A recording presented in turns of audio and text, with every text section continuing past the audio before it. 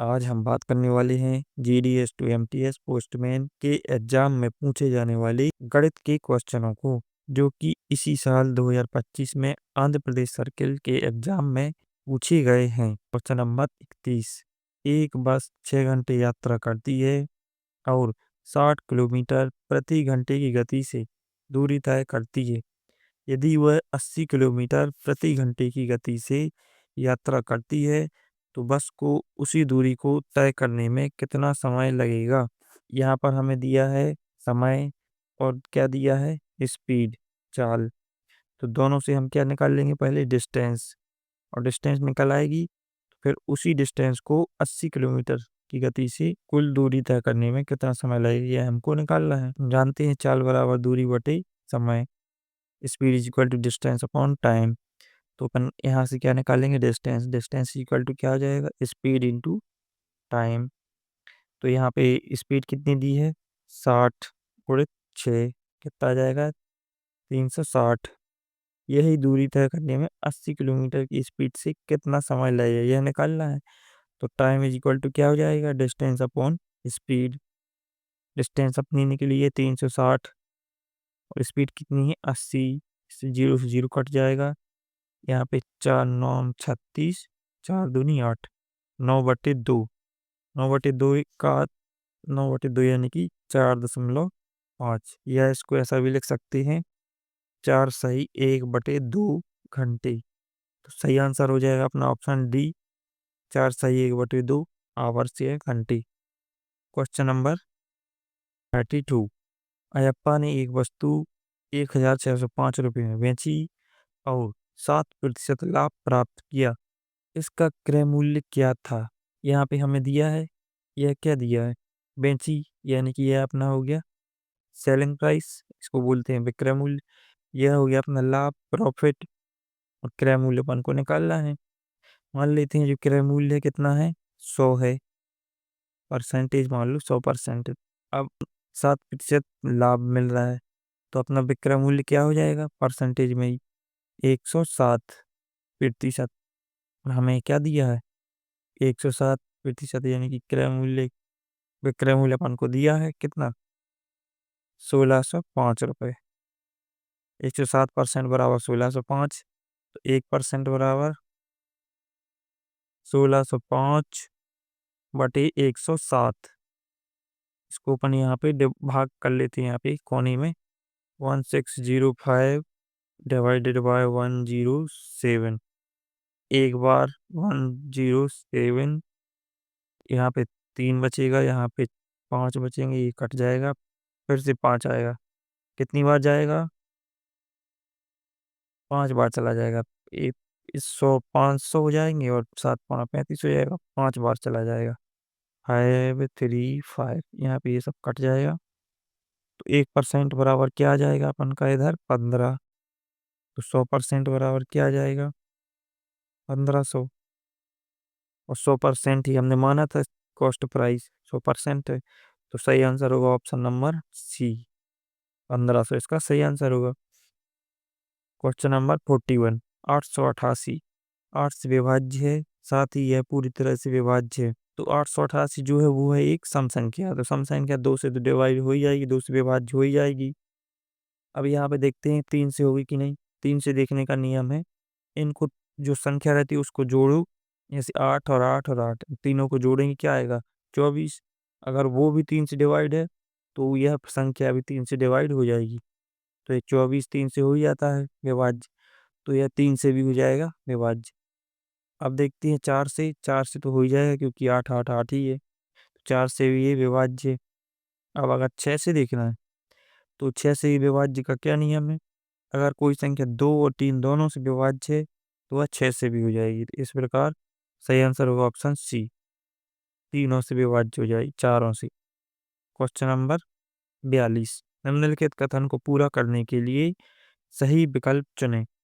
8 के सभी गुणज इसके भी गुणज होते हैं। इसमें 2 और 6 है, 2 और 4 है, 2 और 4 सही है, 5 और 10 से तो होगा नहीं, और 2 4 6 ये भी गलत है। तो सही आंसर होगा ऑप्शन बी, 8 जो है 2 से और 4 से बस विभाज्य हो जाएगा और इनसे नहीं होगा सबसे। क्वेश्चन 43, एक फाइनेंस कंपनी ने 9,540 रुपए के शेयर बेचे।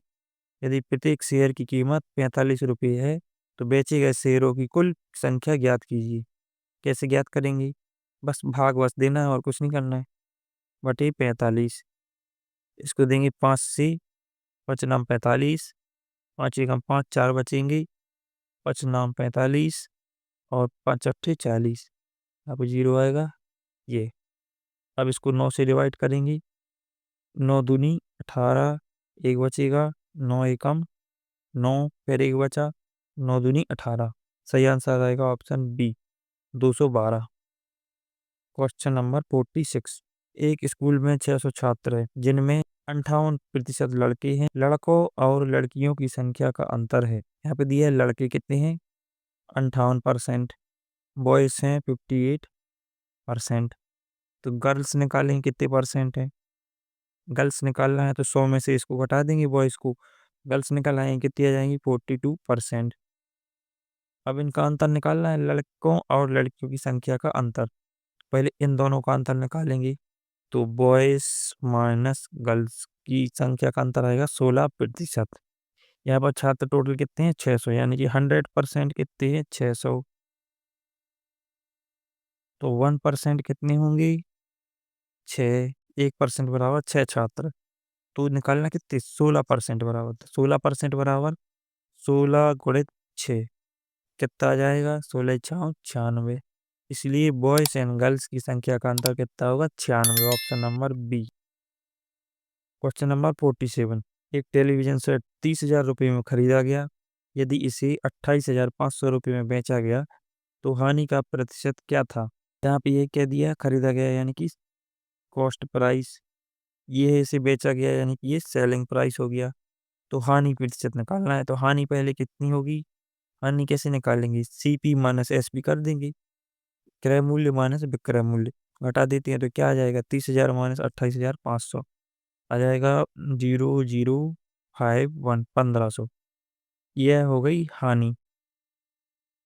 हानि प्रतिशत निकालना है, कैसे निकालते हैं, लॉस परसेंटेज इक्वल टू हानि बटे क्रय मूल्य गुणित 100।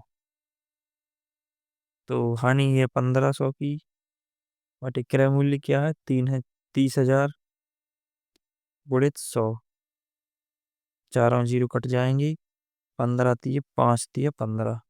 सही आंसर आएगा 5%। ऑप्शन बी इसका सही होगा।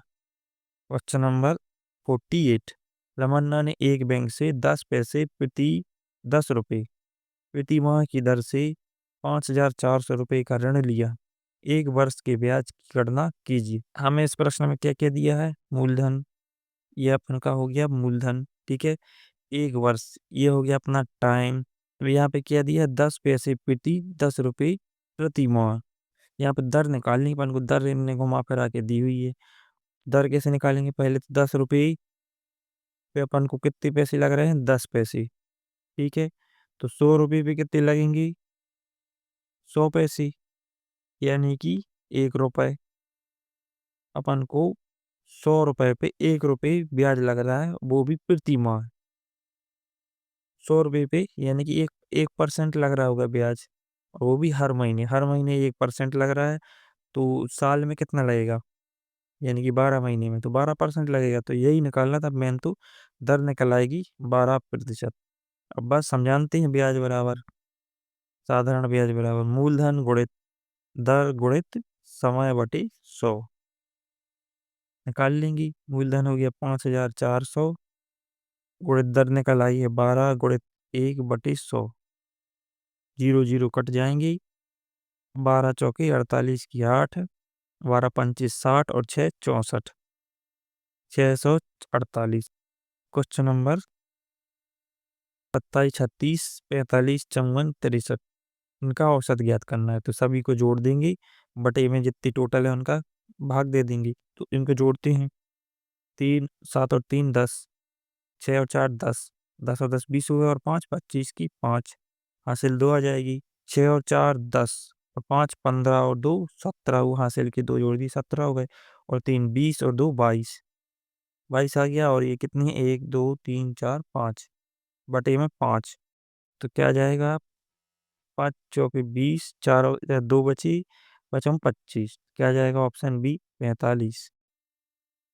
Question number 50। 8वीं कक्षा की परीक्षा में गणित के अलावा 5 विषयों में मानसी के अंकों का औसत 62 था।